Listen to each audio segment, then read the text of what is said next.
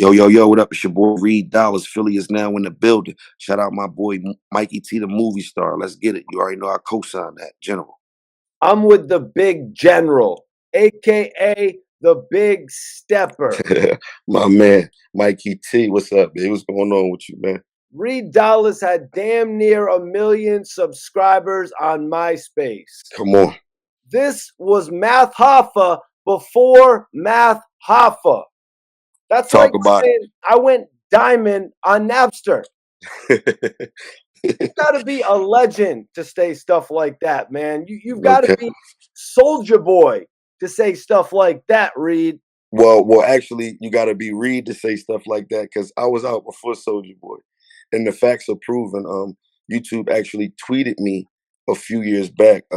U.S. rapper Reed Dollaz was no stranger to YouTube in the years 2006 when the platform launched. I think 3 months after it launched, we uploaded. The battles got uploaded, so I might be first Soldier Boy on that People ask, how did you go diamond on Napster, Soldier Boy? one. Oh, I renamed my song 50 Cent in the Club.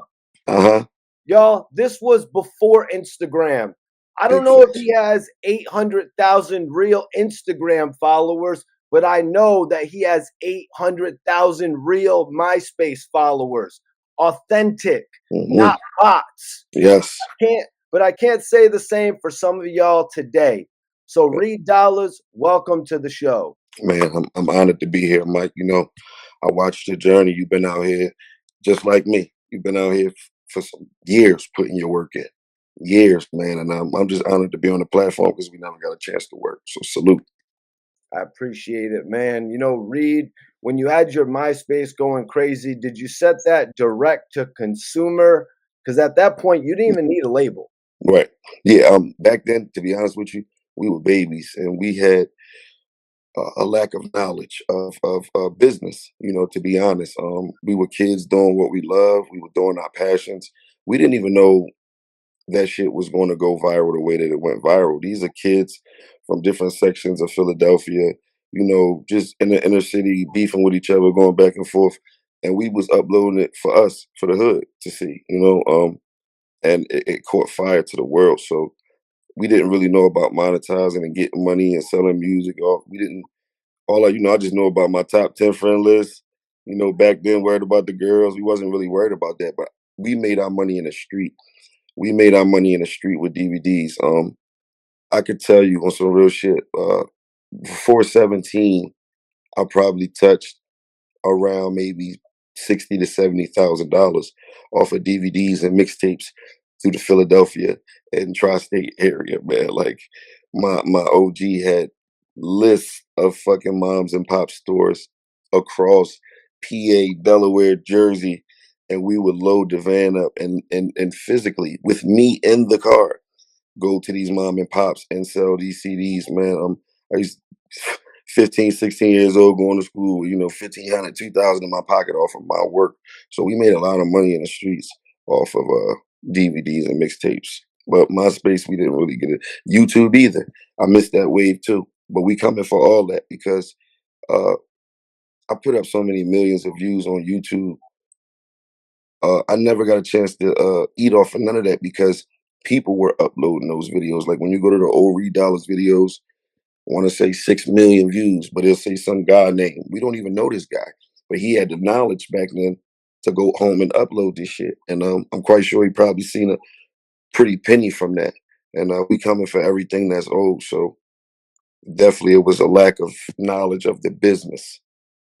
Back then, it was just about uploading the material online, for the history of it, which you did make. Can you tell me about your early life? Where did you grow up? How many siblings did you have? For sure. I'm the oldest, three siblings. One passed away, my little brother. Um, 1986, November 5th, Southwest Philadelphia, born to the projects, Bartram Village, raised by my grandmother. Mother, 86 was around the time that crack cocaine hit. My beautiful queen, she fell victim to the streets and she got caught on that. So my grandmother raised me since I was 2 weeks old, uh, and my grandfather before he passed away. Um, had salmonella, fresh out the hospital, 2 weeks old, fresh out the hospital. My mom bring me home. She was in the drug infested areas. Maybe sat my bottle down, or the nipple of the bottle, got something on it. I caught salmonella. I was in the hospital for 8 months. My grandmother said I was so small that you can hold me in your goddamn palm, and they would come sit with me every day and whisper in my ear and pray over me. And grandpa, he used to call me tough guy, you gonna make it. And here we are today. But yeah, I'm from that. We from, and there's nothing to praise, but we from that. We from the gutter. We from the trenches. I know what that struggle like. You know what I'm saying? We went to project to project.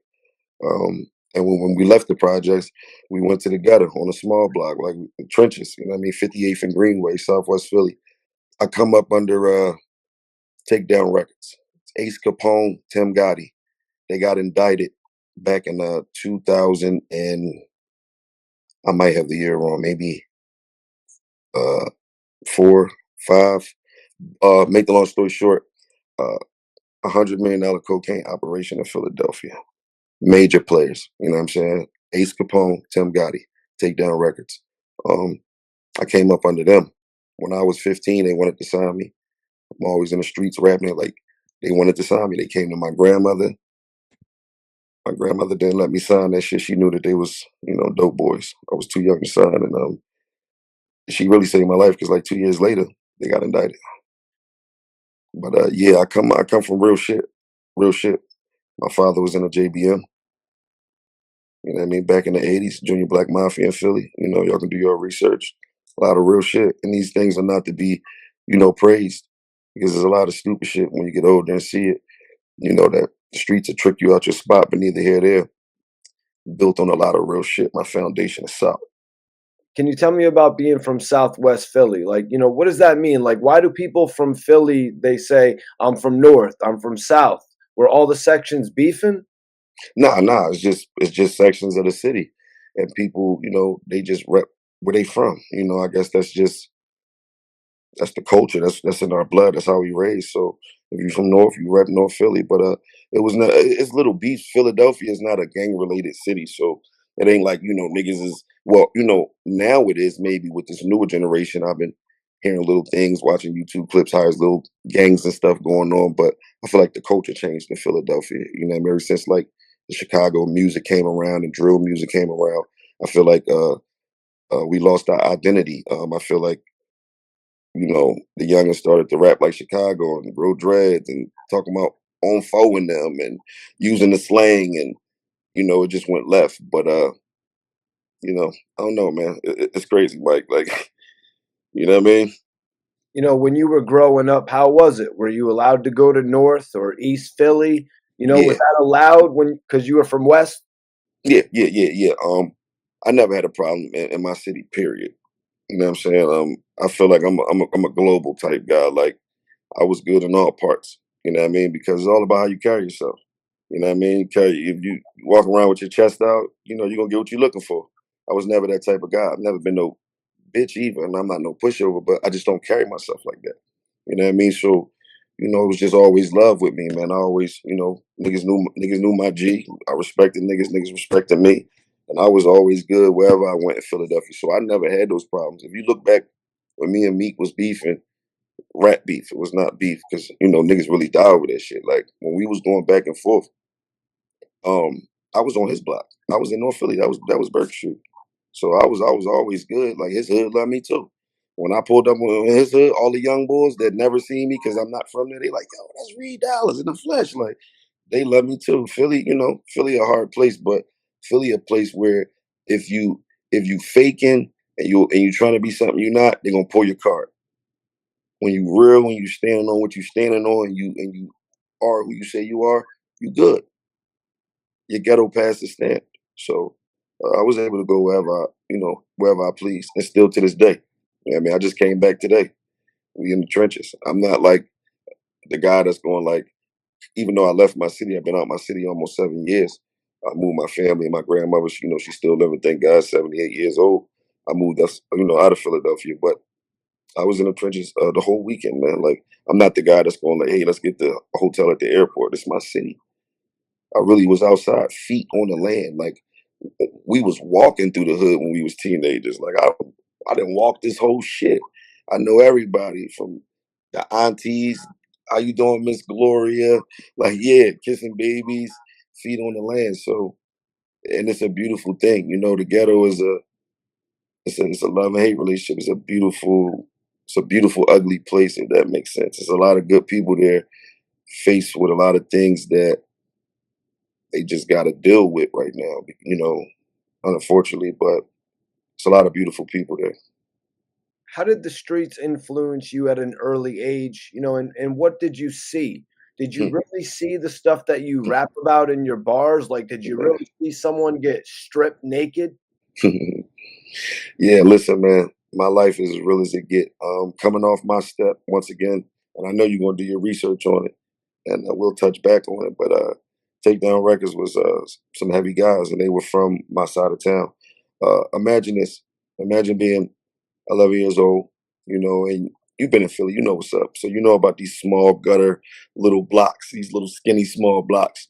We got the Poppy store, the bodega, we got that right there on the corner. And imagine coming outside at 11 years old and seeing a Bentley on your corner. You see the guys down there with the flyer shit on, shooting dice, talking shit, and me not having a father figure. Remember, I told you my grandma raised me. So I was always looking for that. And when you know, I'm quite sure you understand. When you're 10, 11, you're coming into puberty.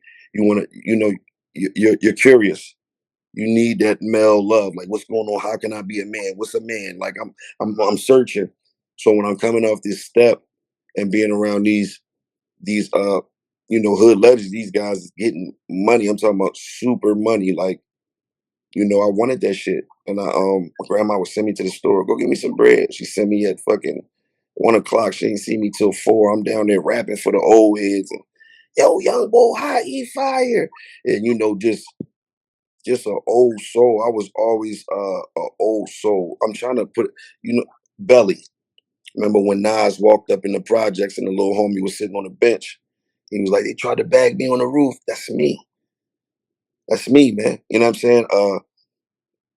16, I went away to juvenile placement. So 15 years old, run away from home, feeling myself, puberty, no man in the house. Grandma raised me, but there's only but so much she could do. And there's things that she couldn't. She always kept me good, but when I got older, things that she couldn't afford that I would want. So I would go do what I do, whether it was rapping or, I tried the hustling route, you know what I'm saying? And thank God in my generation for having OGs that got me away from that. But I remember run away from home.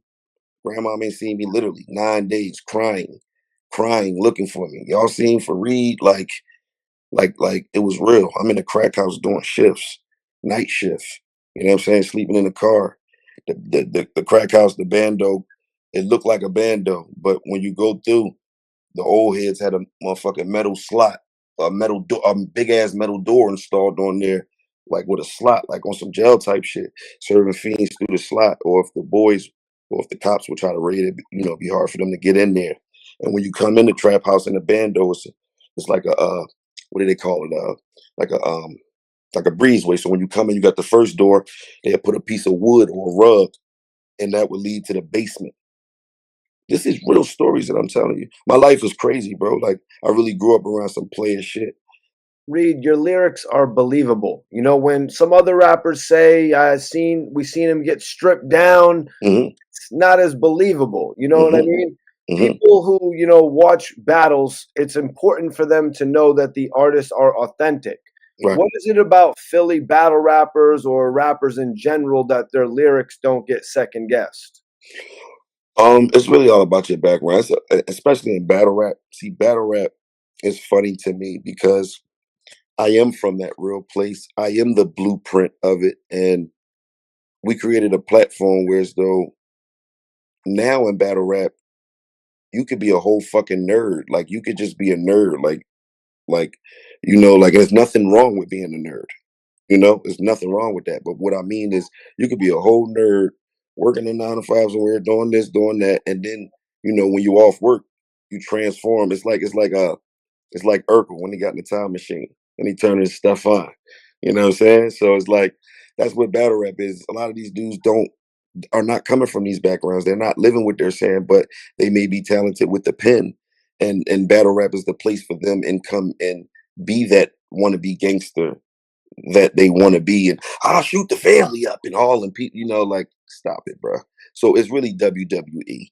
Um, Back in our day, it wasn't WWE. Like, battles were so different, so intense, so unpredictable. Now it's like scripted. Like, you get 3 months to prepare for somebody. Like, where the fuck they do that at? Like, us, like, when we grew up, you had to have a million bars on your brain. Like, people don't understand what being a goat is and really putting in the work. Like, we pushed our pens. Like, you had to have a million bars on standby, bro, at all times. It was like gladiator school. So it was like you didn't even know who you were battling. You know, Battles was orchestrated in the hood, where it's like we at the playground. They playing ball, dudes over there doing this. We over here in the circle rapping. Now we got the whole fucking basketball court around us. And my older homie and they older homie, and shit, we can bet it. Let's bet it. I got this one. You Right. know what I'm saying? Like, you didn't even know who you was battling at times. And it wasn't even about if the rhyme was directed to the person. It was just more like, made the best lyricist win, the best lyricist, best performer, everything. So, who had the energy? Are you laid back and lazy with the flow? Whatever. Like, it was built on different things, man. So I feel like today it's a little watered down, but it is what it is. We created a platform to where these young brothers could get paid, because back in our day, besides the side bets in the hood and all that, we wasn't getting paid to do this shit. I wasn't getting paid for none of this shit.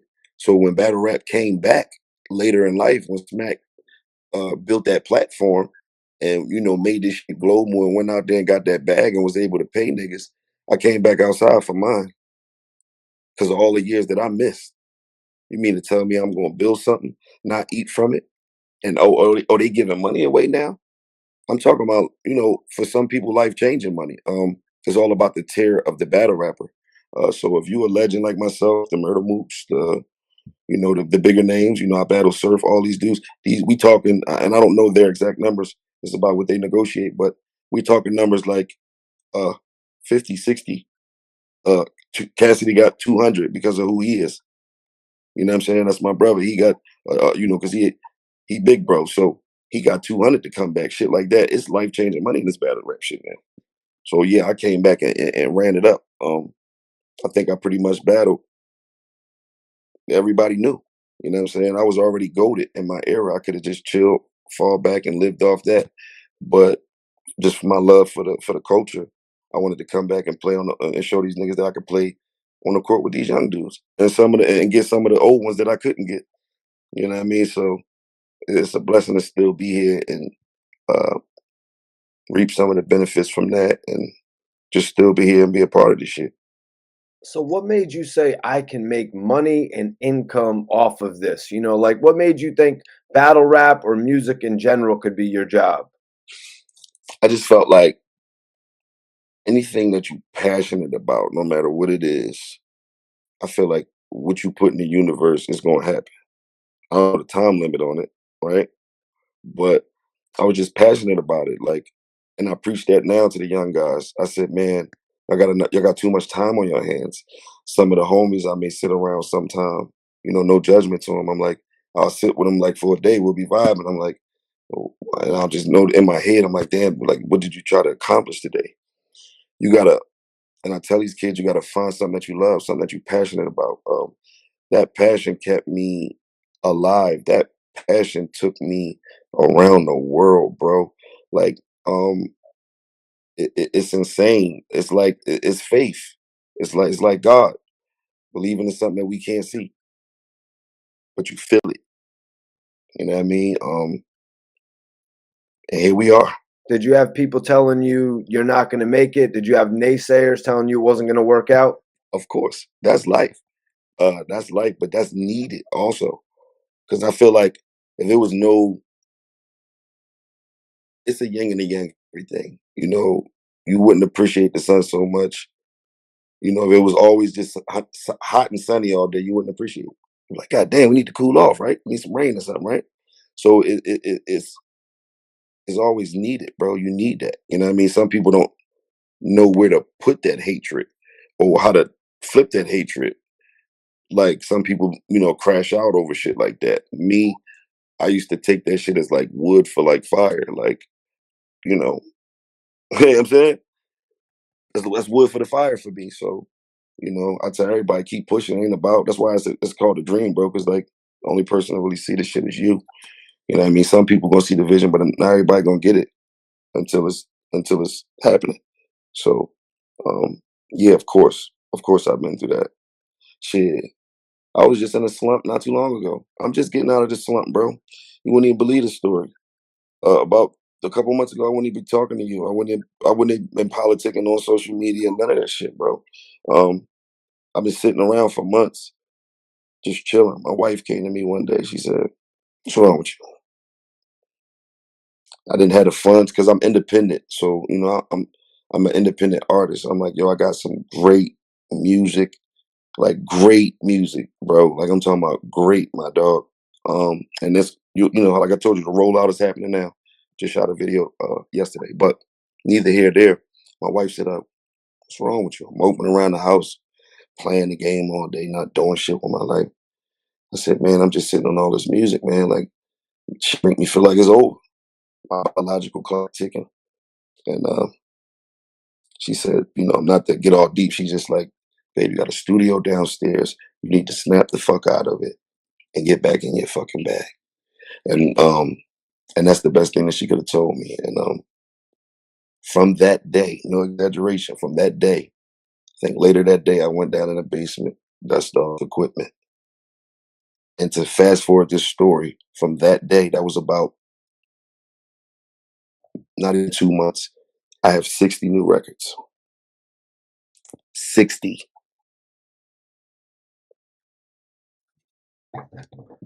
60, bro. So, you know, we could do it, man. You just gotta find that. You gotta find it. Like I had to find it again. You know what I'm saying? Like I had to dig deep and find this shit. And then what keeps me going is another thing about me is every time that I want to give up, other young legends say my name. I'll be in a slump. I'll be in my darkest slump. Nobody will know. I'm not tweeting about it. I'm not Instagramming. I'll be somewhere in my slump. And my man will call me. Yo, bro, you been on Instagram? Nah, what's up? Yo, such and such just said your name, bro. I'm like, what? For real? Go to the gram, check it. And bring me right back. How the fuck you gonna stop digging through the cave? We almost at the goal, baby. Every time that I be wanting to stop, it showed me. We're gonna get into some of that as well. No bullshit. But yeah, it's crazy, Mike. It's crazy. Yeah, man, what was it about you? You know what I mean? What was it about you that the hood had been waiting for that made, so many people like that made you amass so many fans online and have so many people making pages of your music even? I can't give you an answer for that, but I could tell you it's one hell of a blessing. Um, I, I didn't come up by myself. We all came from a kennel of rappers. So every time my name was thrown out there, it's always thrown out with dimensions of Meek Mills, Joey Jad, NH, Kaboom. Like we all came from a camp. I was always a team player. I always wanted my brothers to shine. And that's why we talking about a lot of dudes that just hate you for what they lack. And I noticed that when I got older, because I'm like, damn, I show this dude love, and I'm not even on what he think I'm on. I'm not selfish. I don't display that. I'm a team player. Here, bro, he go to rock, he go to assist. But they mad at you for what you attract. It wasn't playing, Mike. Just doing what I love, letting my talent show, like they was letting their talent show. When it was my turn to go, we are. You know what I'm saying? It blew my mind, bro. I never thought I'd be going viral like that, bro. Like I said, I knew I was talented. Don't get me wrong. I had the hood on fire. Everybody knew. Before the world got me, Philadelphia knew. I was going through every part of this motherfucker, battling whoever. So that was already known. I knew I was confident and I was talented. But like I said, none of it was planned, bro. We just young kids going back and forth from different neighborhoods, battling with each other, just beefing. You know, just rap beefing. Who the best? Talking our shit. And before you know it, I wake up one day and it's like, yo, this video is at 2 million, bro. Yo, this one over here is at 6. Yo, this one over here 1.5. I'm like, wow, it's insane. So you know, Yeah, it's God's will. You know what I mean? Like, you had damn near 1 million subscribers in the mid 2000s. In like 2007, Reed Dollaz was more poppin' than damn near all the battle rappers. for sure. I just used the word MySpace with 1 million followers. No This, bullshit. this was before Instagram. There was a thing called AOL. And if you weren't popping on AOL, you weren't popping. I Okay. remember Soldier Boy around that time. You also No, had for sure. memes. You had Yes. memes back then. Yes. Yep. You know, Yep. how did you manage to get your name out around that time? Just determination, man. When you got a will, when you determined on some shit, bro. Like when you really tapped into some shit and you determined on it, whatever that may be in your life, it's a different thing, man. You running off a different type of energy, bro. You know, I was just killing everything moving. Opportunity was in my face. This DVD, this camera. Yeah, come on, let's do it. Come on, come on, let's do it. Let's do it. Let's do it. Uh, Before you know it, planting those seeds. Oh, we got a fucking garden here. Um, it's amazing, man. It really is, bro. You know, a lot of things I really can't give you the answers for because I be still mind bottled to the shit. Bro, like you wake up, you know, you in fucking Eminem Rap God video. Like, I can't, I don't know. I don't know. I never even spoke to Eminem. I don't know. Why me? Why? It's a lot of greats like Lux, Mook, you know, so forth, so on. But why me? I don't know. But I'm taking it as signs from God because every time that these things happen, I be finding myself in deep slumps, like not doing bad in life. I'm doing great at life, but musically, because I'm getting to an age where it's like I'm in my midlife crisis. I'm like, yo, I'm 38. I've been doing this since I've been 13, 14 years old. The world know me. My whole life is on the fucking internet. What are you doing at 38, bro? The battle shit. I gave a lot of my time to that. So, you know, it's just mind boggling, man. But it's crazy, Mike. It's been a crazy journey, dog. Yeah, you're just starting again at 38, man. Yep, but this one is fresh because this is Yep, me you doing look fresh something, doing yep, it. that I love to do. Yep, that I want to do. So back then, did you have a management team behind you? Did you come to the realization like I need a manager? I'm too poppin'. I can't respond to all these comments. Back then, in the beginning, when I first started MySpace, no, I ran my own MySpace. I got a management after I got signed. So we didn't get to that part. You know, it's stages of Reed Dollaz. Like it's different stages that a lot of people don't even know about. See, it's so crazy. A lot of people start the story at battle rap, too raw for the streets, but it's a Reed before that. Like it's crazy. We got the legacy of the Reed Dollaz in Philadelphia before the world got him with the takedown shit, a lot of street shit. Then I got a section of my life where I was going up New York heavy, and I used to be around Rob Bass and all that. My guy Kyle Rifkin, he does the singing joy and pain like sunshine and rain. A big OG homie from back in the 80s and stuff like that. He deals with Rob Bass. So you know, he been in my life forever. He came down to Philly, told my grandma, listen, I got him. He's, you know, he like a little brother to me. We gonna take care of him like we are own. And she would let me go up New York, bro, on the Greyhound, you know, 14, 15 years old. Kyle would meet me at Port Authority, you know what I'm saying, right there waiting for me. You know what I mean? We go to Harlem, we go to the Bronx. I was working with Arsonist, that makes all the diplomats Makers. beats. Yeah, yeah, that's my guy. You know me. Who's See, Arson? yeah, real stories. You can ask him.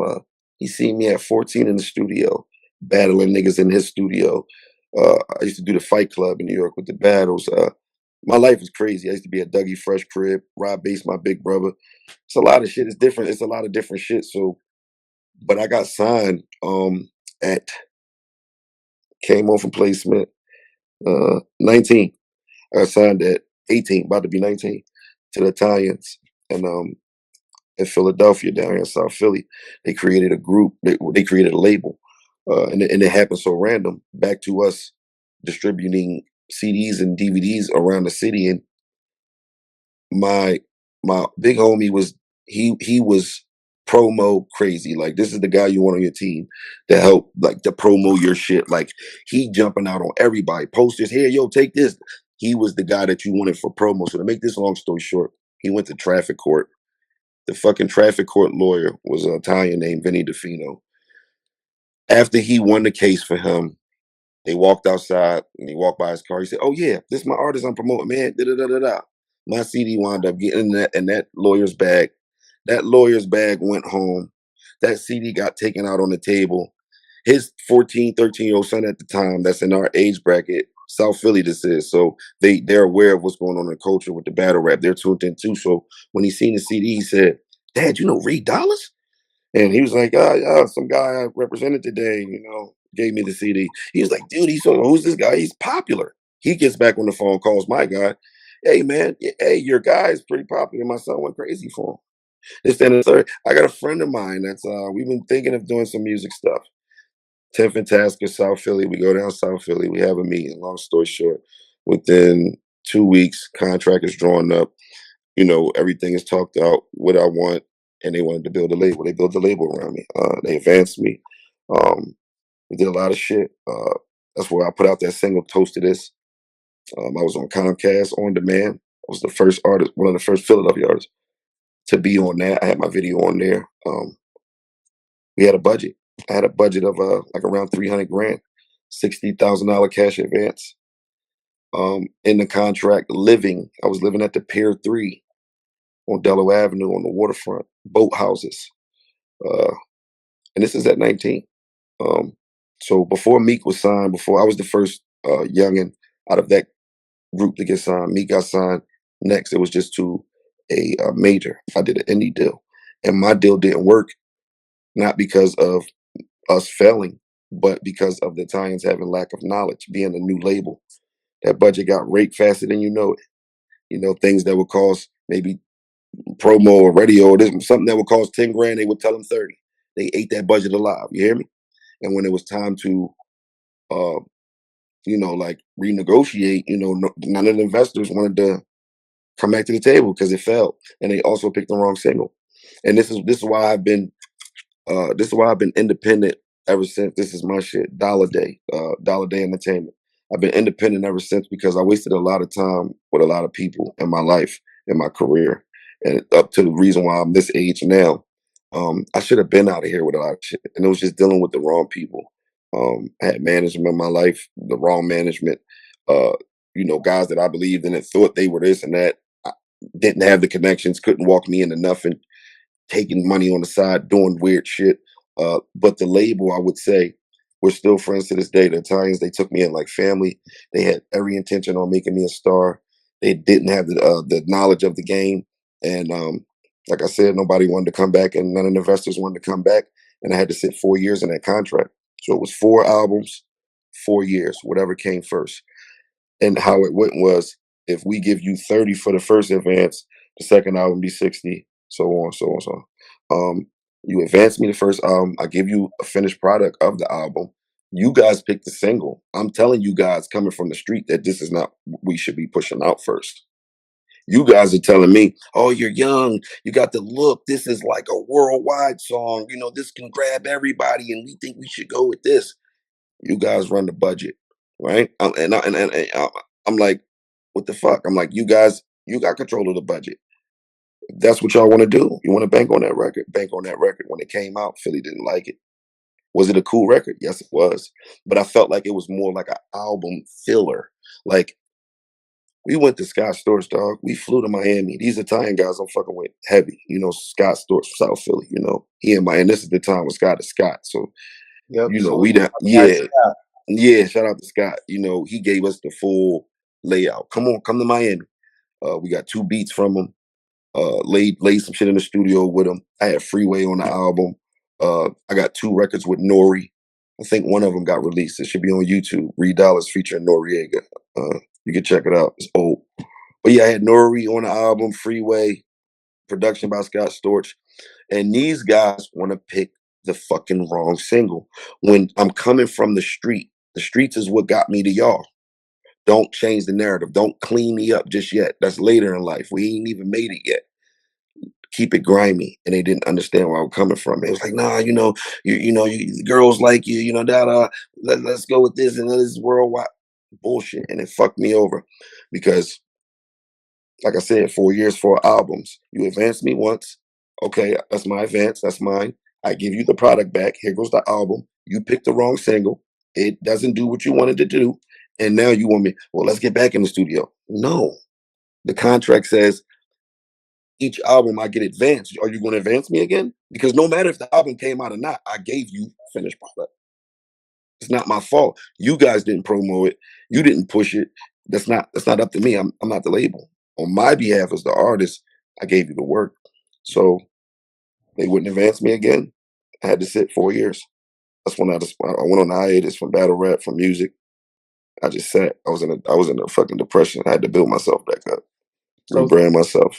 Sorry yeah, about that that. makes sense. Yeah. Take me into that whole episode with Scott Storch. Would you pull up to the Star Island Yeah, crib? we How was did in it all Star go? Island. Yeah. 40 foot yacht, Bugattis, 12 car, maybe more than 12. 12 car, full tour, the whole thing. Because at that Armed time, security at the door? yes, sir. Pretty much everywhere. He had like balconies and shit.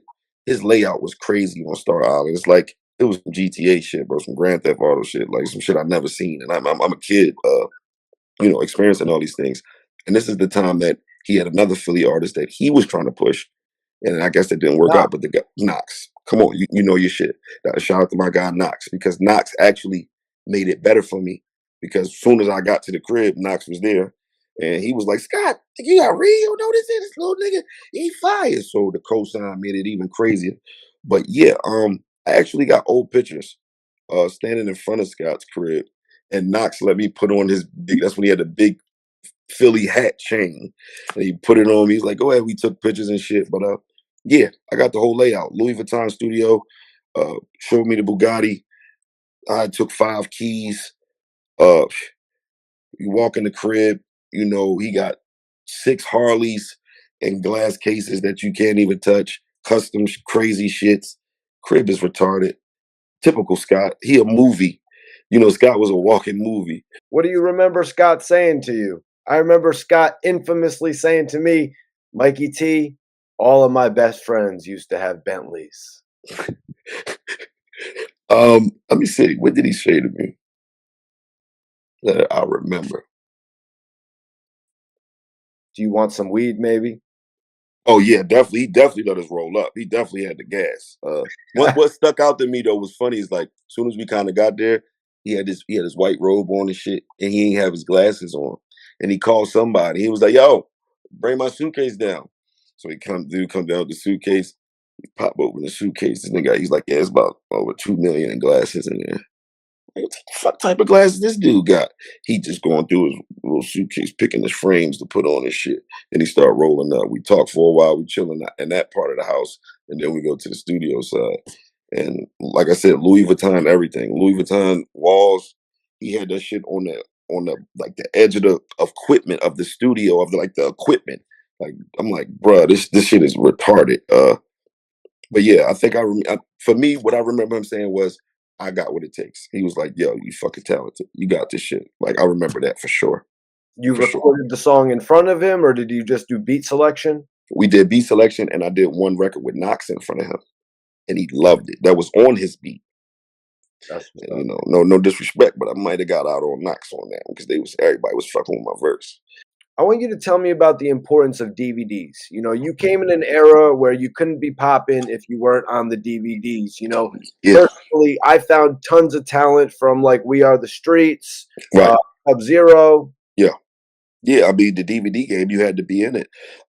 Back then, how you pretty much was getting signed was either you was pulling up the record labels, like really fucking knocking on A&R doors and shit, like really outside rapping for the motherfuckers, or the DVD circuit was the way to get yourself out there Well, because DVDs were everywhere. You know, hood to hood DVDs, all types of shit. You know, so and each hood, I guess, is like bootleg spots. You got the little hood spots. You know, everybody got the mix where they sell the mixtapes and DVDs. It was very important to be on those. And there's a lot of guys that wasn't on them that was hot also, but we don't know about them today because they didn't make the circuit.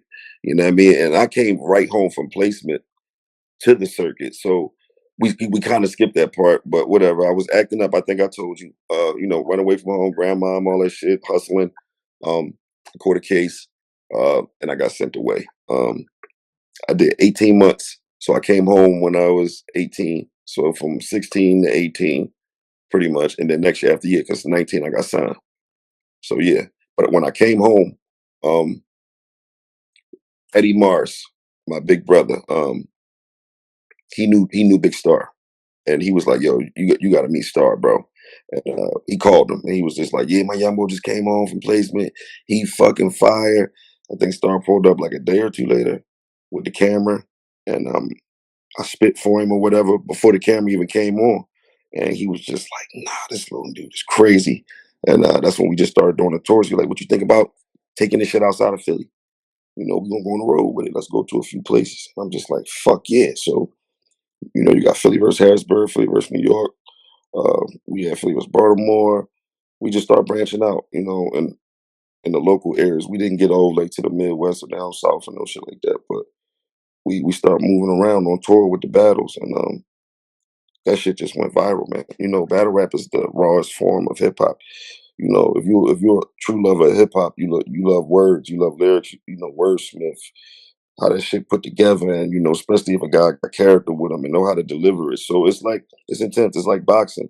You know, it's some shit to see. So battle rap is always something that people were just drawn to. Two fucking pit bulls off the leash, face to face, who could spit that shit better.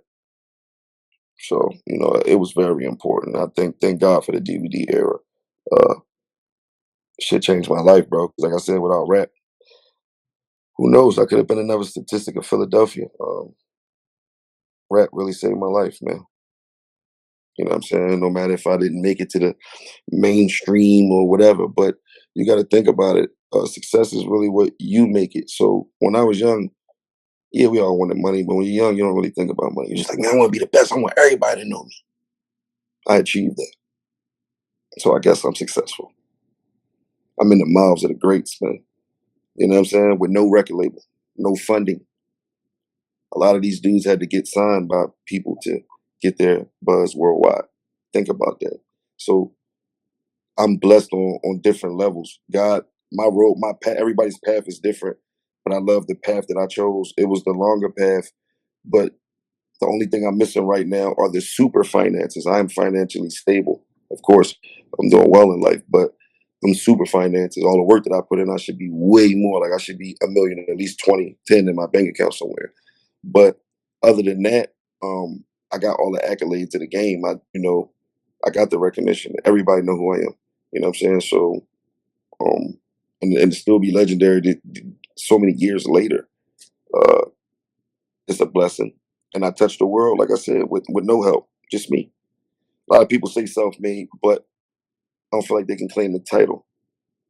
People tend to forget the help that they had. You know, this was me rapping my heart out on these cameras that touched the world. That and it's once again made it the Eminem Rap God video with 40 billion fucking views coming out of the mouth of 50 Cent, Mace, uh, Rihanna baby dad, ASAP Rocky, ASAP Ferg, you know, shit me and Meek had going on. There's so many more athletes and a lot of dudes that when I was young and they were younger than me was watching me and they in position now. It's a blessing. So I'm coming for everything that's owed to me, dog. You said, "I'm the one who made YouTube matter." I did. How did you feel about the transition from MySpace and the DVDs to YouTube? I thought it was cool. It was kind of weird in the beginning because, you know, just to have so much in your face, like it was so much to do. Like when the computers started to come out, like YouTube, and we was able to see everything and tap into different shit and shit that you wouldn't normally see unless you somebody went and filmed it and put it on a DVD or something. So it was new. It was exciting. And like I said, I was doing YouTube views that high before people even knew they can go that high. Like, and you know, it's crazy to me, bro. It should be mind boggling to me. Like, you know, why I'm not somewhere in a Ferrari, you know, on fucking 50 acres of land or something. Like how do you create something like that? You know, and it's not like I'm the creator of rap. Nah, not at all. I'm never saying that because there's nothing new under the sun. But after the state property wave, that's me, dog. That's me. That's me in Philadelphia. That's me. Period. And yeah, with some names out here, there's a lot of talent out here. Who run it though? The views never lie. I don't think you had to be Steve Jobs to realize like YouTube is gonna be the new thing. Let me go and make an account. Exactly. Exactly. And it's crazy, but somebody got on it before me though. You know what I mean? We was talking about that earlier, whereas though I didn't really get a chance to reap the benefits off of YouTube. And you know, it's still a future. Me and my people's already talking about getting me a meeting to even go up there and really, you know, up there to the building in person and sitting down with somebody and you know, telling my story. They know my story. The numbers is there, everything, all the history there, and let them know that, like, you know, I was robbed of a lot of things. If you go look up my highest view videos, you'll notice it don't say my YouTube channel. It's some fucking guy that I don't even know. I don't even know these people reaping the benefits off of me. You know what I'm saying? People that built platforms and shit off me. Niggas got homes and cars off of me, off of things that off of things that I built. You know, like another one, Say Cheese TV. A lot of people, you know, if you know about Say Cheese and you don't know the history behind it, did I did I did I make his company? No. But where did he get his company from? Me. Title and all. That was an actual documentary and a mixtape for me that was supposed to happen that got like fucked up because of the weird shit. Like, bro he actually went on Vlad and said, "Oh yeah," he like, you know, rapper Reed Dollaz, Vlad, like, yeah, I know about Reed. He's like, yeah. Well, I'm in the car listening to his mixtape, Say Cheese, and I thought the name was catchy. It was hot, and I just named it that and ran with that. All okay. I Hey inspired. Cheese was your mixtape from 2006. Yes, and documentary, and yeah, it's like, okay, you know, I'm not looking for you to, you know, I wasn't even looking for money. You know, it was like, bro, you didn't even support me. How the fuck can you build a platform off of someone? That's like how you build a you admit to building a platform off of my shit, off of my brand. I inspired you, but you have never once to come back and say, yo, bro, can I get an interview on you? What you promoting? Can I post something for you? Not once, Mike. Not one time. Somebody like Soldier Boy might be like, Reed? It How do you think Soldier Boy would feel about your comments? Because he might see this interview. doesn't matter. Facts are facts. Men lie, women lie, numbers don't. If we need to upload dates, I could do that for you too. When my first video was uploaded to YouTube, and let's compare dates, and then we can say who did it first. It's just that simple. Would you engage in a battle with Soldier Boy? A battle, like rap Even an battle. online back and forth. I mean, yeah, if he not giving me my credit or what, like, bro, you like the fuck, you ain't the first to nigga. You like the first man on the moon or something. You ain't the first to do everything, little nigga. You know what I mean? Like I was first to do that. You might have been first to make the money or make some fancy little dance and do all that shit. All right, cool. That's your accolades, but that's me, bro. I'm Ray J. I hit it first. I know it was probably a long time ago, but can you tell me what was the whole thing that sparked the problems with you and Meek Mill? It wasn't, you know, the crazy thing, it wasn't really a problem. We were just competitive young boys, man. That's what I'm saying. It was gladiator school. Meek wanted my spot. I was before Meek. That's what I'm saying. It was me first. I was the one popping on the tour off the streets first. Then came the street battles. See, people got to learn that the timeline. Too Raw for the Streets came first. I was already out there. I was gone. I was DVD. I was a household name. I was gone. Meek knew what to do. If you want to be the best, you got to come at the best. It's simple. He picked and he picked and he picked. He was hungry. He dissed and he dissed and he dissed. And to the point I remember trying to block it. Like, man, I ain't, I'm already, like I felt like that part was behind me. It's like, all right, I ain't got over these loops. I'm beating niggas in these battles. I'm already goaded. Why am I giving this dude attention? Not that I didn't respect his pen, because he always was fire. But it's just like I was trying to ignore it because I already made a couple dudes get names by me just responding. So I was like, man, I was brushing it until my homie was like, man, nah, bro, I ain't gonna lie. Like, no, he getting, it's getting out of pocket. You gotta say something, bro.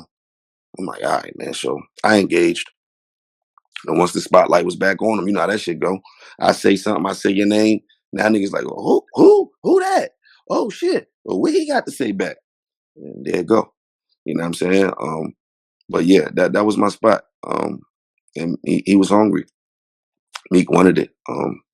We all was going at it, but Meek wanted it the most. I was going at it with everybody. I was going through it with Bugsy, Joey Jihad, D Jones, Meek Mill, Cheek Raw. I was going through the whole shit. I was like the first Philly 50 Cent. Like literally. Like literally. You know what I'm saying? Without the getting shot shit and all that. But as far as like beefing on niggas, barking on niggas, and that was me. I was going through it with everybody. Like literally. So yeah, man, that's how it really started, I engaged. He just was consistent. And that's when deals came around. So it's like I had everything first. Like I had the DVDs and all that first. Boom. All right, now he in the mix. Now, boom, I get signed. Because remember I told you, at 19, 20, I get signed. So now I'm the first nigga to get signed out the pack. You feel me? So before niggas touching money, I'm living a life. You know what I'm saying? Like I'm already living. You know what I'm saying? Like I had so many cribs and condos and fucking, I was living on Broad Street, 640 loft building. Every time I go off my balcony, nigga, I could see damn near the brim of William Penn hat. I was doing these things at a young age. Niggas, bro, my life is retarded. I've been seasoned. I've been ahead of my time. From being raised by my grandmama alone, hanging around the OGs, I'm too ahead of these dudes. Like I've been doing all this shit. Like, so I was always like first. And like I said, after I got signed, they had intentions. It didn't work. Meek got signed. Boom. He went to a major. And he went his way and I went mine. And that's how that happened. So what made Meek Mill wake up one morning and decide to diss Reed Dollaz? Because in order to be the best, you got to beat the best. I can't really tell you the mind frame of exactly what, but what I'm getting from it is we this rap shit is what we love, So it's like, if you hungry, all right, how can he was thinking right, because that's how I was thinking. Because when I came in, I believe Cheek Raw was before me, a few months and all that, maybe like a year or something before me. He was already on Too Raw for the Streets, because I just come on from placement. You feel me? So he was already in the streets on the Too Raw for the Streets. So I went at him because I felt he was the best. Right? Got him out the way. Meek did the same thing. In order to be the best, you gotta be the best. And that's this at the time where controversy in Philly was just a thing. Like it was dope. It was like it was lyrical. It was like, lyrical warfare. It was gladiator school. So he knew in order to get that buzz that he was looking for, you got coming the top guy. You got coming the top guy. Period. You know what I'm saying? So that's how that shit went down. Did you really pull up on Meek Mill on the south side? On the north side. Oh, the north side. Can you take me into that? Yeah. Shit, we was Young Bob was a part of their camp. So, and back in these days, you had the rappers, you had the cameramen, the guys that were doing the DVDs. So, Too Off of the Streets, that was Big Star. Young Bob, that was the dude that was putting out Headshot DVDs. Headshot was Meek Mill, Joey, all of them. That was all they guys. So he would pretty much shoot all of their footage. So, but it was never no like real beef, like fighting and shooting and shit. So he loved us all. Like he fucked with us all. He wasn't biased because he wanted us on the DVDs too, because it made it sell better, right? So we all had good relationships. One day he said, "Yo, man, I need y'all on the DVD, man." know what I'm saying? Y'all gotta come down, get some footage. I'm like, damn, I want to get on this one because I knew this DVD was gonna be fire. So I'm like, all right, fuck. I'm like, well, you know where you at? He like, I'm down north. I'm down Burke Street. I know that's me, good. That's where they all from. They all from down in that area. So I'm like, all right, cool. We gonna pull up. So me and my man Eddie, we pull up down there. Just me and Eddie. It's just two of us. You know what I'm saying? We pull up. Um, we in the trenches. We know that. We know where we at. Philly is the trenches, period. But we in they trenches. So we pull up. The young bulls start going crazy. There's a little Chinese store in their corner and shit like that. So there's a lot of little kids hanging out and shit like that. And at this time, we like hood famous. I'm like fucking hood bow wow. I couldn't walk no fucking where without Reed Dollaz, Reed Dollaz. So we down north, the young bulls start going crazy. Yo, Reed Dollaz, yo, my God, yo. 5 people turn into 15, 15 turn into 50. Next thing you know, we got a fucking mummers parade out that joint, right? and I'm rapping, so I'm giving bars for the DVD. Somebody in that crowd, yo, you know, Reed down here must have called Meek, right?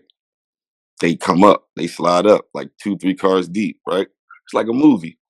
So I see everybody as I'm rapping, you know, everybody, at certain bars, they, oh shit, that was fire. But then I hear niggas because I'm locked in on the camera, but I'm watching my surroundings also. So I hear niggas go, oh shit, but it wasn't from a bar. It wasn't from like a line that I said. It was like, oh shit. So I made me turn around. I see the cars pull up. You can see this. All this footage is out. I see the cars pull up.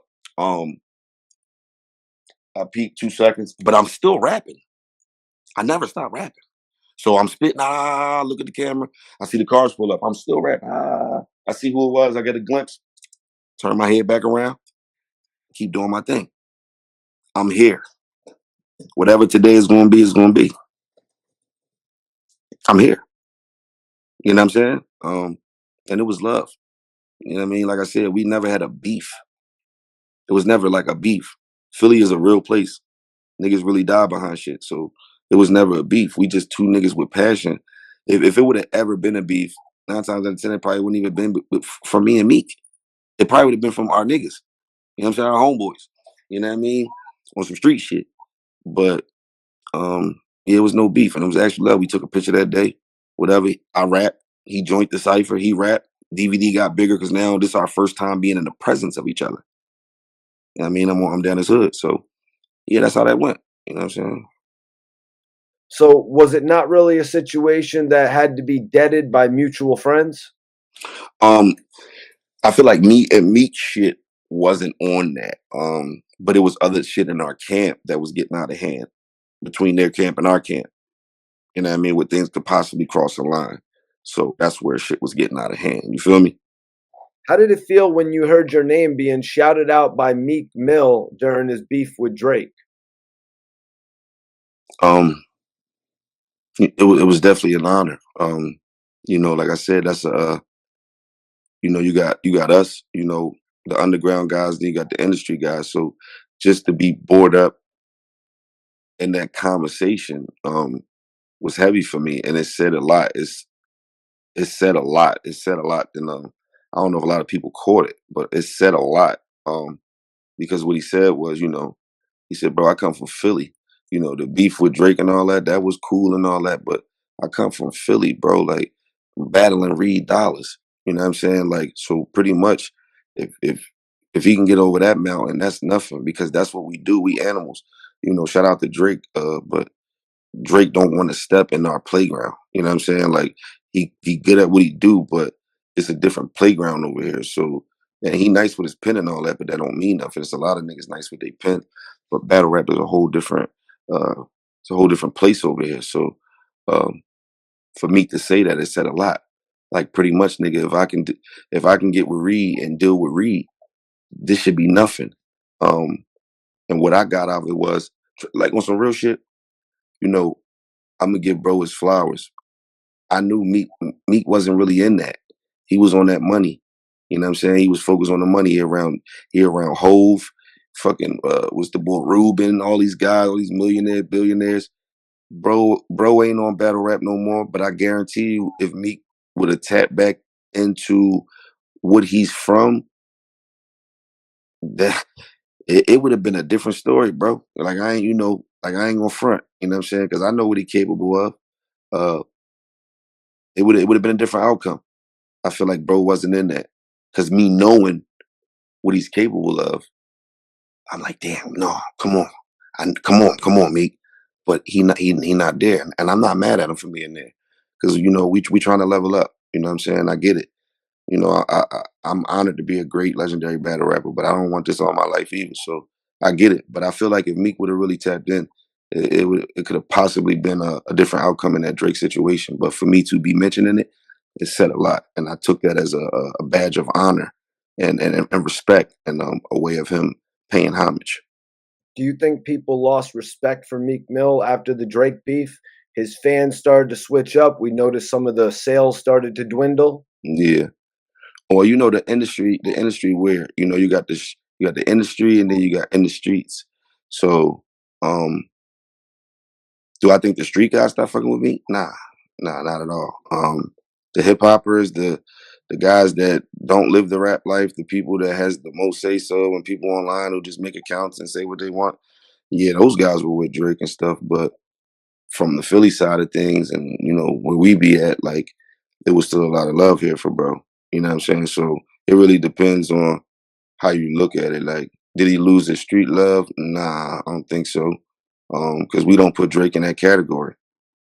Certain things shouldn't be said to certain men. Like, I remember when Beanie Siegel, remember that shit when Beans was, I think he was talking to Charlemagne.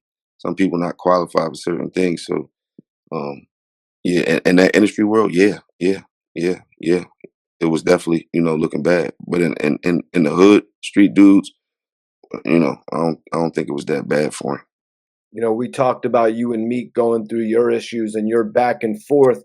Why do Mhm. you think he ended up deciding to give you your flowers so many years later? It's almost like, when Drake said, I'm coming through in the Wraith bumping ARAB. um, I can't tell you why. Uh, Sometimes people just need time to grow. Sometimes, everybody had we walk different paths, so everybody don't get it. Some people get it fast, some people get it slow. Everybody got different personalities. Me personally, if I was in a Meek situation, I probably would have reached back for him. I'm just a different type of person. You know what I mean? I don't feel like I lost, so I don't hold no grudge. So why wouldn't I come back and fuck with the ones who got talent? I don't hold a grudge. I feel like I was out there winning, doing me. So, but everything happens in time, and everything has a time. If it's going to happen, it's going to happen. I remember being young, trying to rush all types of things, but I guess it ain't when we want it. It's when that man upstairs ready to make that happen, and whatever. But I appreciate all the love that he's shown, because he didn't have to say that. He could have just it could have been a 50 Ja Rule situation. Not far from, not on that, because I ain't no Ja Rule. But I'm just saying, far as like, he could have got up and just tried to squash me forever. You know what I mean? Like, stay down, nigga, stay down. Nah, but it's love, and for him to do that on this platform and say that out his mouth, that took a lot. That takes a man to do that. You know what I'm saying? A lot of dudes can't give you their props. Like, he said it out his mouth. Reed was fucking us up. That's all I ever needed. You know what I mean? I ain't need no money from bro. I ain't need them to come sign me the Dream Chasers. None of that, bro. You know what I mean? Just the respect alone for me is I'm fine with that. Well, Meek said something that caught a lot of people's attention. He actually commented, we might need to battle again, verse for verse. Yeah. Yeah, I think that'd be dope. I think that's around the time when he tweeted that. I believe that was around the time where uh I was just great battle murder move or battle already, and my shit was buzzing. Me and Meek follow each other, so everything I post he see, whether it's being liked or not, I'm on his timeline. So I think when he tweeted that, I think he was inspired. You know what I mean? Like, damn, Reed still out here fucking niggas up, and he know that's where he came from. So I think that was just pretty much a way of him throwing the alley oop. To like, we should do that. Let me come back and give bro that look or whatever. But me and Meek talk. I'm not here to put out no tweets or messages or no female shit like that. But over the years, me and bro we got our small little relationship. You know what I'm saying? We might be DMing about some shit that ain't even about rap. We talking about the guns, and I got license and all that. We got all these guns and all that. Me and my wife and shit. So I'll be posting little videos. We talking about that. Yeah, I see you at the range. Maybe we gotta get some content, all that shit. But we also talked about maybe in the future doing something and making it happen. So, like I said, you don't know what the future holds. But I think that was just his way of maybe trying to cater to what I was doing. I was still doing the battle shit. That was around that time, and maybe he just got that feel. Was like, man, maybe we should just do it for the culture one time, and that was fine with me if it happened. Do you think the people would want to see you battle Meek in a more verse for verse rather than the new style of battle rap? I think they'll take it any way it come, but I think they would want it the old school way, face to face. You know what I mean? Chinese store, basketball court somewhere, 1,000 people in a circle, pit bullshit. I think they'll want it like that, but it's not likely in these days. So for verse, they'll take anything they get, but that could be dope too. Who knows? Because just because he's a signed artist and we know that he has a flag, I got one too. So that'll be a sight to see. How'd you feel making your return to battle rap? You said you're the best to hmm have made his return. hmm it felt good, especially getting some money for it.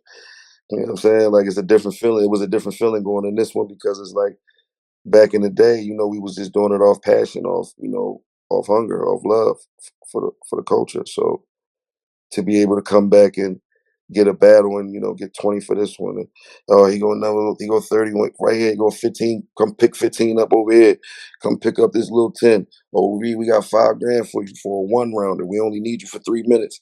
I'm gonna go get my money. You know what I'm saying? Like battle rap came back within the past 2 years. I had to run up at least a honey ball, a little honey bun. You know what I'm saying? A little 100 grand. Like I've been out here grinding. So uh, everything come back full circle. Yeah, I didn't benefit back. Yeah, I did benefit back in the day. It made me a young goat. I didn't benefit financially, but that came back around. These past couple years, Smack built the platform up, went and got the bag, got the sponsors. He able to pay the battle rappers, what they worth and they fee. And yeah, I came back to get mine. You know what I'm saying? Came back to get mine. Bought a house off of it. Uh, got an RV Class A, size of a city bus. I'm a dude coming from Southwest Philadelphia. Who would think? So at the end of the day, I'm doing great. With my grandma, she lives right around the corner. I could walk out my door, go to the corner. She like right there. You know what I mean? So and we from the projects, and for her to be 78 years old, taking care of me, taking care of her first grandchild, um, that's something that I always wanted to do. And and it don't matter how big it was done. Yeah, I couldn't get her a mansion, but I got her home, and she's out the city, and I feel at peace. Like the goals that I wanted to accomplish, the real ones, because money is bullshit. Money is good. You need it. We gotta do shit with it. But the real things that I wanted to accomplish, I accomplished. You know what I'm saying? I touched the world with my craft. Uh, no backing, all muscle, self made for real. Uh, I moved my mom out the hood. Uh, I'm doing good for myself. I'm in good health. I have a beautiful wife, 7 years. I mean, who's really winning? I mean, sometimes we gotta think about the bigger picture. Like, okay, guys might have won the money, but it's always a yin and a yang. Is it true love in their life? You got these snake friends around you because you got this money. It's a lot of things that come with this shit, man. And I remember some years back picking the road of just being independent and having control over my career and my music and what I wanted to drop and things like that because the industry is a wild place. My soul really not set up for the industry. Like I don't really care for being Drake status or none of that shit because there's a lot that come with it. A lot of things that I had to sit down with for years and really think, do you want that? Do you really want this? And my heart always said, nah. I'm a private nigga. Uh, I still like to go to Walmart. I still want to shop. I still want to be regular. I still want to be able to take a shit in peace. I don't want some fucking security guards that we had to hire that could be fucking lining me up for my death. 50 people in my mansion that I don't know. I'm cool. I'm good. So my success was different. Uh, I'm successful. Um, I come from nothing to something. I created a lane from nothing, and to me, I feel like I got the world. I still got my grandmother. I got an 18-year-old son. I got a beautiful wife. I have a home. You know, I go and come as I please. Um, we hated flying. We bought an RV and go anywhere in America. I could pull up and live in your driveway and won't even be a burden. I feel blessed, bro. So at the end of the day, man, it's all about, you know, what you make success. What's your aim? And I feel like I'm good. Did you get a chance to see Remy Ma battle at Fight Club? I never got a chance to see that.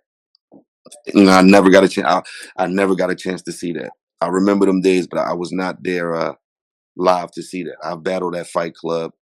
I'm not sure. I remember International P used to be up there. I'm not sure what happened to all our footage, but it's like a clip on YouTube. It's like a 20-second clip or some shit like that, where they showed me at the pool table battles. I was running through them shits up there. Yeah, I had a lot of time in New York. What did you think of Eazy the Block Captain starting the trenches after his issues with Smack and URL? He a hustler, you know. You know, if you a hustler, you ain't gonna wait around. You know, motherfucker not gonna book you or you know whatever. You know, ain't gonna stop with what go on my stomach. So I salute it. I respect it. You know, I respect that shit.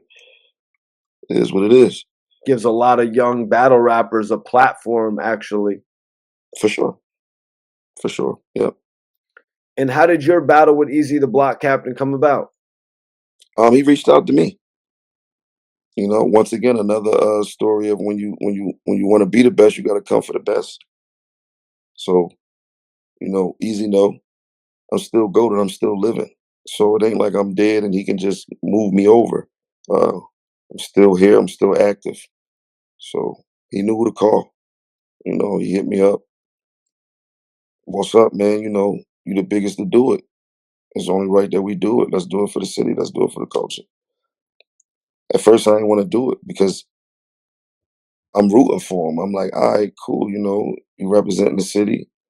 I'm behind you. Cassidy didn't like it. You know, Cass went off about that shit. Like you don't disrespect your elders. You don't do that to your legends. It should have never even happened. But I was open for it, and then I thought about it. Like, damn, like you know, I don't want to do this. I don't want to do this. You know what I'm saying? I don't want to. Not the bad. I just didn't want to. I didn't want to do it. It's like you. I'm trying to give you Philly. I'm trying to co-sign you, but now you're gonna make me have to do this, and I had to do it.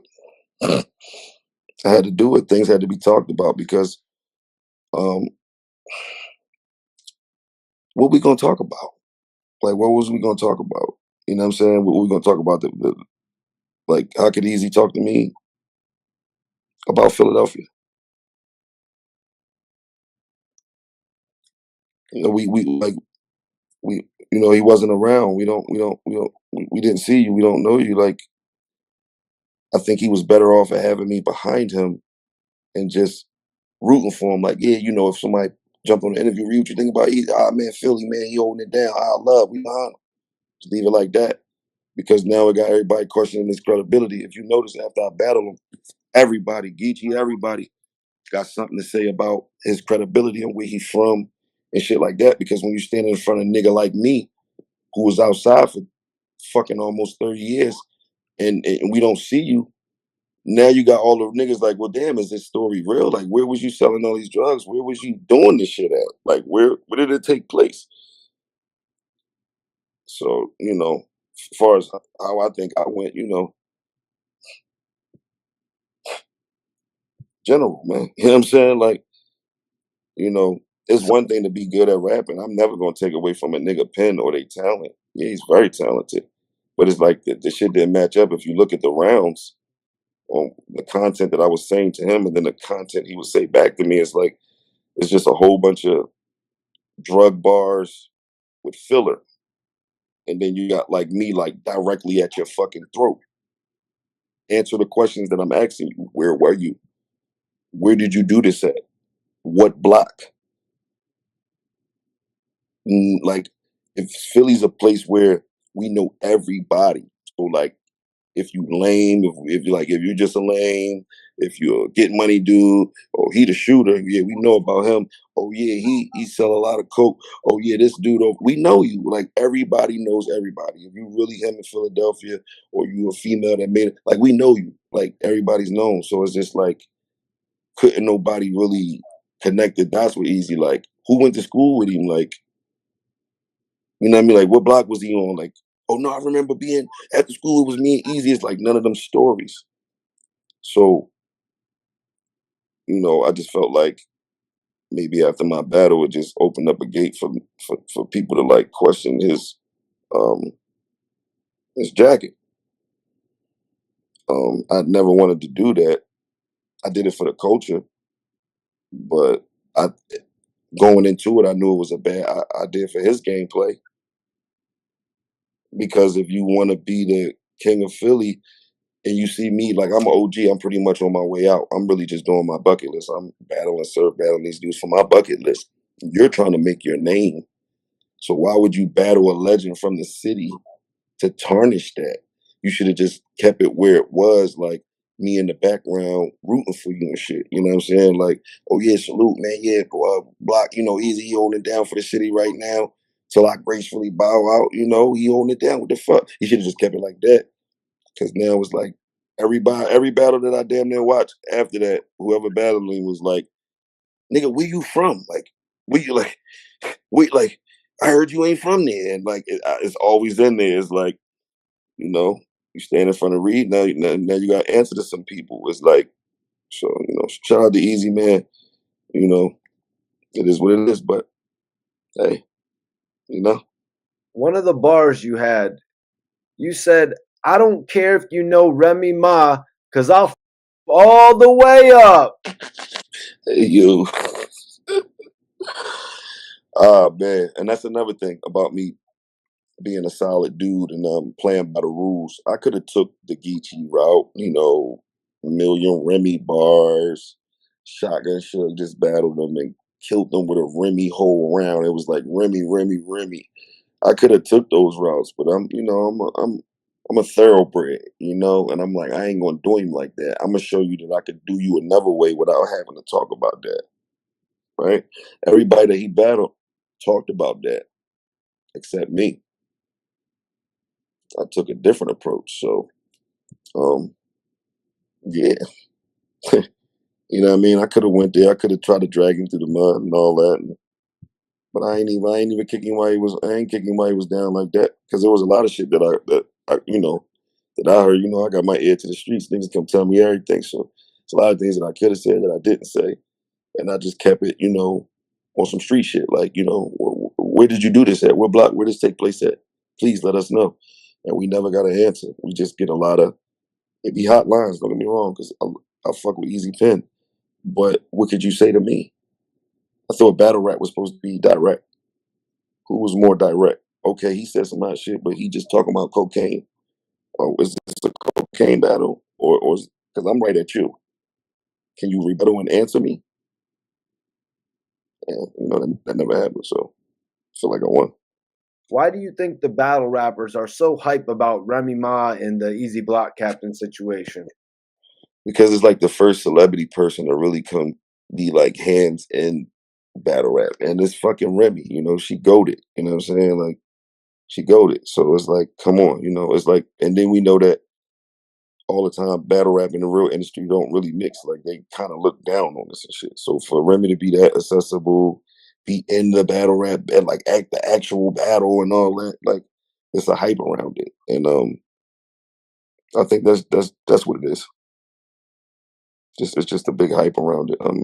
It's Remy. She got a crazy track record. She's been out here for a long time. A lot of accolades. It's Remy Ma. So that shit go. You had a battle with Tay Roc, and I got to give respect to Stiz for bringing out this epic battle. For How do sure. you feel about that battle with Tay Roc overall? Shout out to Tay Roc. Tay Roc is definitely one of this generation's stars. And I definitely pay homage to him, and he pays me my homage as well. I didn't like a lot of political things in that. You know, how can I put this? Everywhere I go, I see conglomerate. I see unity, and you always got people gonna die and people go through shit everywhere. But every city I go to got their conglomerate. They togetherness. You go to New York, they still sticking together. New York ain't had the ball, and God knows when. You got the young dudes like Dave East out there now, still pushing to bring it back and shit. But it's really not in their hands right now. But you still see the conglomerate. You still see Jim outside. You still see, Santana pop out. Like they supporting Dave East. They all kiss a pop out. Like they still keeping their conglomerate. Philly, the only place where you can come and be a legend here and not get the respect and things that you deserve. I didn't like the business on that battle um, because I'm a contract dude and I'm a businessman and I'm not a young dude. I'm not here to rap for 20 minutes. If you want to pay me to rap for 20 minutes, I will. I gave y'all niggas 20-minute raps already. My whole life free. Go check them out. This contract said 3. When I lock into a contract and I asked it, all right, cool. So how many minutes around we doing? What we doing? Right? If the league owner say, man, I'm thinking 10-minute rounds, I need to prepare 10-minute rounds. Respectfully. A contract should go 2 ways. If I tell you, if we agree for 3 minutes and I give you a 3-minute round, and then you let this guy go for 10 minutes, should that be a breach of a contract? If you give me a deposit and I don't show up at the battle, I'm gonna have to get that back, right? That's a breach of contract, right? Exactly. So it should be the same thing on my end. How the fuck are you letting him rap for 10 minutes and me and the contract said 3? If you wanted 10-minute rounds, even if it was a couple extra more $100, you'd be like, bro, all right, cool. Well, you want 10-minute joints? All right, cool. Look, just give me this. All right, we good. I'm gonna give you 10-minute rounds. Don't say Reed this 3-minute rounds. I do my thing and he do 10 minutes. But neither here nor there. I'm always gonna love Philly, man. Philly just it's a weird place. It's a beautiful place. But I'm talking about musically when it comes to like supporting they legends and shit like that. Philly don't really fully rock with you until you like really on. Like when you go make it and shit. Like, shout out to Uzi because he holding the city down on that rock star shit. But I remember when he first came in, how he dressed, how he looked, how he sound. It was nothing to do with Philly. And I just remember a lot of people clowning him. Um, like, that ain't us, boy. Da da da da. Soon as bro made it, even with the way that he moved, the pocketbooks and earrings and all the stuff that he into. I'm looking at these gangster ass dudes that was just disowning him. Oh no, he's from Philly, he's from North. You know, Philly gonna pick up on what's popping. So if you popping, they going, it's just a weird place. But like I said, I think I did great. I think I did great. I think Tay Roc had some bars in there. I just think he overdid it. And as far as the battle league, they shouldn't even let that happen, especially in your home, in your back, in your backyard. You feel me? I'm the legend here. Oh, Tay, come on, time limit, bro. Time limit. Reed did 3, you gonna do 3, right? Fair is fair. But hey man, it is what it is. Other than that, I did great. And at this point, I can't lose a battle. I've been goated already. We can't take it back. That's like Mike Tyson. We're gonna go back and erase all his history. He's been goated. At this point in my life, I'm just out here on the court having fun. Like when Jordan came back with the 4-5. You know what I'm saying? Like I'm an OG already. I already did it. And for me to still come out here and beat or have debatables, because some people like others, and that's fine with me. I shouldn't even be having debatables with some of these young dudes. Cannabis came back and pulled a rap book out. And Cannabis was one of the most nastiest lyrical niggas I ever heard when I was a young dude. So for bro to come back to try battle rap and pull a fucking notebook out, and for me to just have like fucking 15 battles of the best top in this generation, I think I did damn well. Another part that caught my attention was Tay Roc taking a shot at his former Gun Titles affiliate, Eazy the Block Captain. He said, "You ain't from Eazy Block, but there's too much cap in your rapping." Why do you think Tay Roc called out his former Gun Titles associate? I said it before me and Rock even battled. When I battled Eazy, what did I say? And Tay don't rock with you. I've been said it. I've been seeing that from a bird's eye view. Just ego. A lot of these young boys not built on what we was on. When we was linked in like that, when it was me, Rain Man, Eddie Mars, Frank with the Grippers, NH, when we was locked in like that, we left our ego at the door. It was brotherhood. You know what I'm saying? I feel like these young dudes just, it's an ego clash. You know what I mean? Easy want to be the best. Tay Roc want to be the best. I mean, I think it's just as simple as that on why they beefing. You had said after Sue Surf got locked up, they stopped messing with Eazy, I believe. Yeah, yep, yep. So yeah, that battle rap shit, man, is it's funny. I don't really get too much in it. Like, let me see how I can explain it. Um, Even at the battle events, like when I pop out to the battle events, I'm just, I'm with a bunch of street niggas. Like, it's weird. I don't really like to hang with rappers. So I'm so in tune with reality. Like, I don't really take these guys serious. This is my job.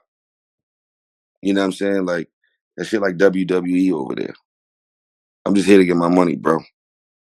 Cause ain't none of y'all living like that for real, for real. So let's just rap a little 3 minutes, do what we came to do, and get our money. And I'm in and out. So I really couldn't tell you about a lot of relationships and shit. I see little things, but a lot of stuff I don't really know about like too deep. I'm not too deep in it. Like people would think me being like one of the forefathers of battle rap that I'm in here watching battle raps all day. And that's not the case. Uh, I take different interests in my older life. You know what I'm saying? I'm at the gun range. I'm over here. I'm doing this when it's nice out. I'm riding motorcycles. I'm doing this. I'm with my wife. I'm traveling. So it's like I'm just not sitting in front of the TV no more, tuned in to battle rap. Like sometimes K Walker be like, "Yo, you heard?" I'll be like, "Nah, I ain't hear about this new one yet." I'm getting to that point with it. You know what I mean? Still always gonna love it. But I could tell that, you know, not saying it's time for us to depart, but it's something that I've been doing like so frequently in my life, like so many years. You know what I'm saying? It's just been good to just like give it a rest. It feels good to just be like, you know what, you goaded. You already on history, boy. Your jersey up there. Right. It's because you're goaded. Lil Wayne does the same stuff. Real shit. You know what I mean? It's like let's move Like, on to don't new be things. offended that I don't know about that. My man. Real shit. I'm just ready to move on to new things, bro. I'm ready to do the music. You know what I'm saying? I want to prove my point in that. You know what I mean? Because one thing that always grinded my gears was like people putting battle rappers in boxes. Like one thing like motherfucker be like, Reed Dollaz? Yeah, Reed the battle rapper. I hate that word. I hate battle rapper. It's like a box, bro. It's like a box niggas go in. Cause it's like, okay, battle rapper. So it just puts this stench on you. You just battle, bro. You don't make songs. You can't do beats and all this. But when niggas hear my music, like, what the fuck? Are you the same person on the song as the nigga that I see in the battle?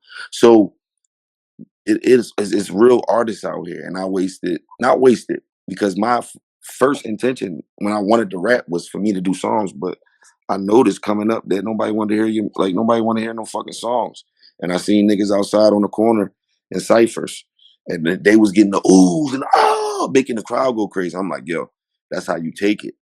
And so I went for that. I knew it was the quicker route to gain the notoriety, and I always wanted to switch over. That's why I was happy when I was young and I got that deal because I'm like, yes, I'm still young and I finally get to display my talents. The album was real fire, bro.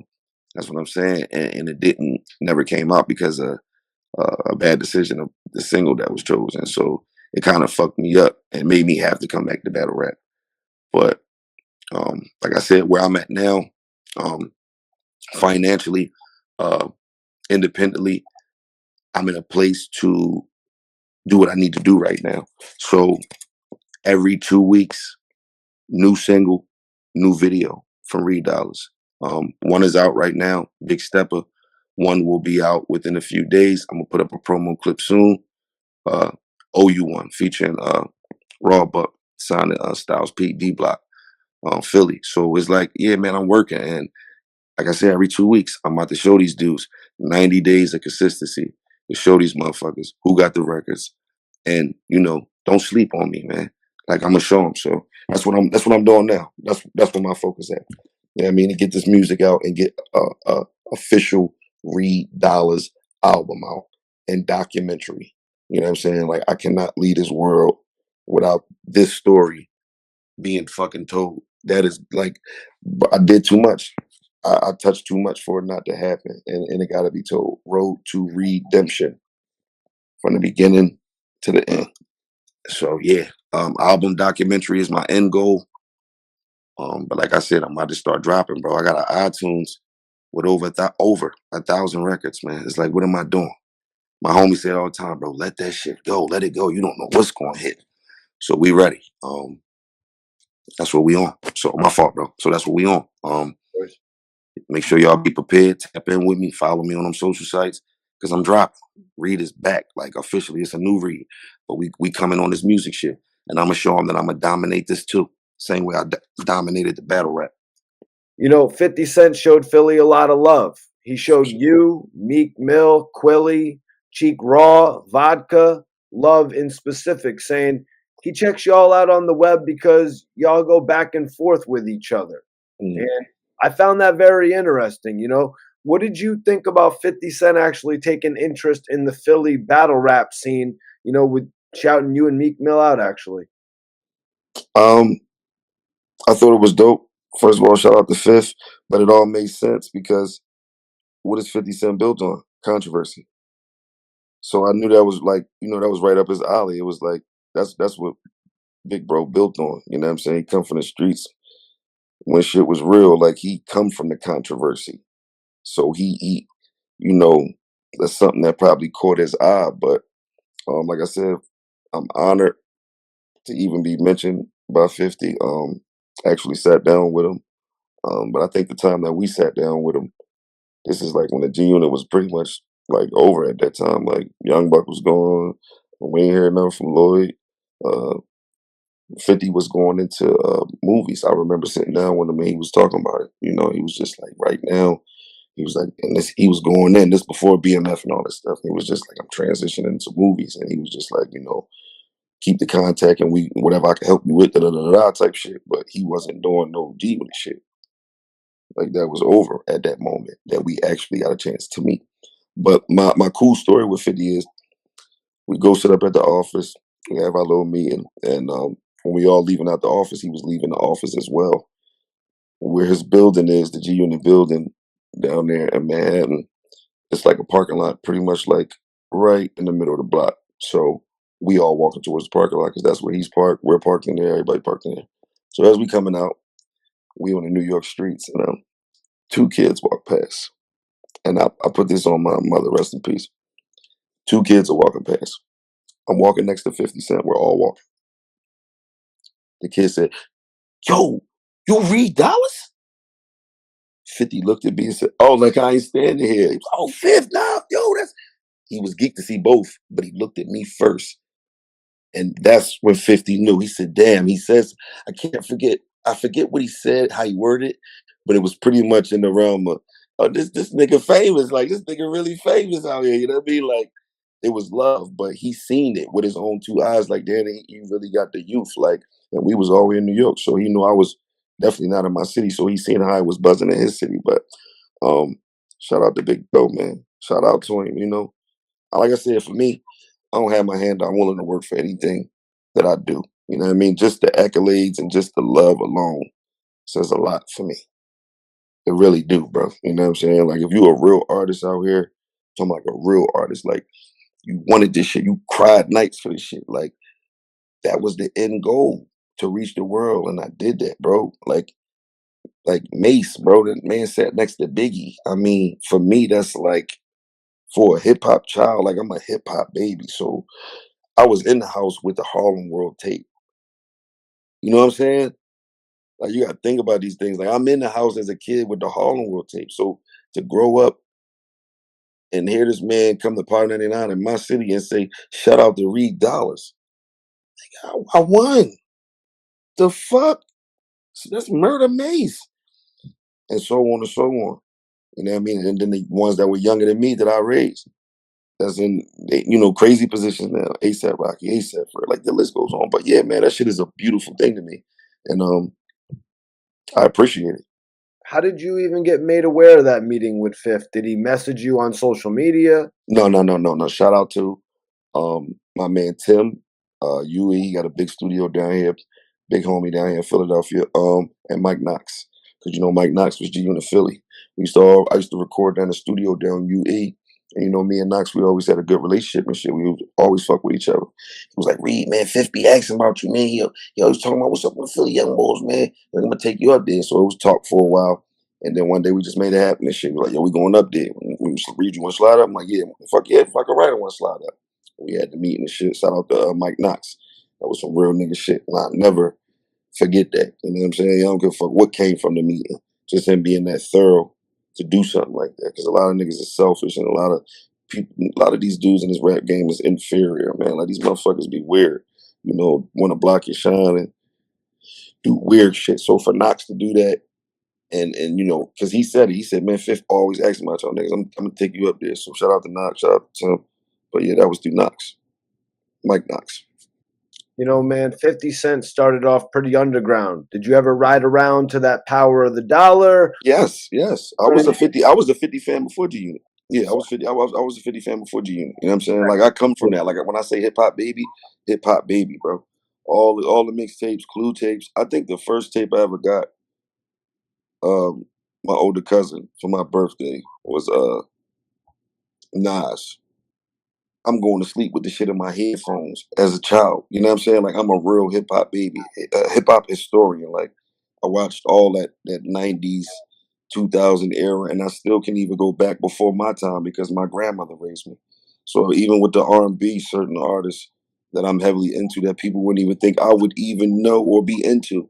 Like I'm an old soul. I'm like in my household, we not listening to like, no shade to these ladies. But we not listening to like Sexy Red and stuff like that. I'm listening to like Anita Baker, Sade, like the beautiful music. You know what I'm saying? Like, so I'm a real hip hop baby, bro. Hip hop and R&B baby. People want to talk about devastating stories. Imagine getting shot before you're going to shoot a music video with Beyonce. Who that happened to? Oh, 50. Yeah, Thug Love. Yep, you're absolutely right. That's crazy. That is crazy, man. For real shit. You have put out classic material for all of us watching for over 2 decades. My man.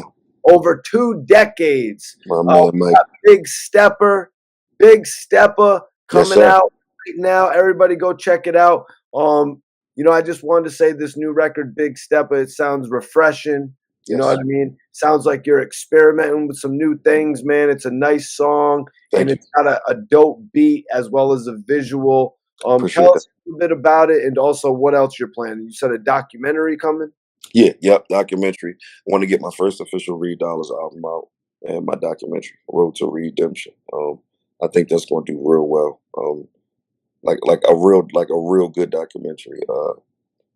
Talking about how we started the culture, talking about the wave of Philadelphia, all the history, Beanie Siegel State Property, all that came before us. We was the new breath of fresh air. Right after them and their success, here we came. Nobody was giving us record deals, so we created our own lane, and I was in the forefront of all that. So it need to be talked about. The documentary gonna be crazy. Road to Redemption. And as far as my new single is called Big Stepper.